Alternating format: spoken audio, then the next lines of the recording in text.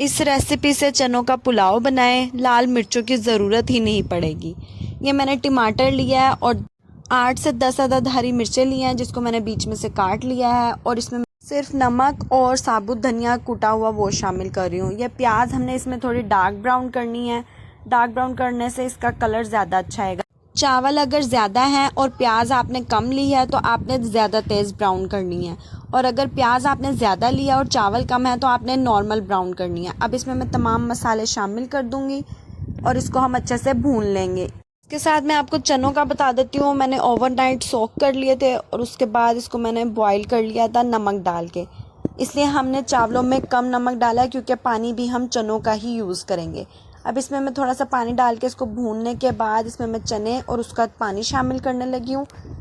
ये शामिल करने के बाद इसको उबाला आएगा, फिर हम इसमें भीगे हुए चावल डाल देंगे। चावल को हम अच्छे से पका लेते हैं। चावल पकने के बाद आपको मैं इसकी फ़ाइनल लुक दिखाऊंगी। माशाल्लाह से बहुत अच्छा कलर आएगा और बहुत ही टेस्टी होंगे। आपको लाल मिर्चें इसमें बिल्कुल भी डालने की ज़रूरत नहीं पड़ेगी। किसी किस्म की आपने मिर्च नहीं डालनी सिवाय हरी मिर्च के।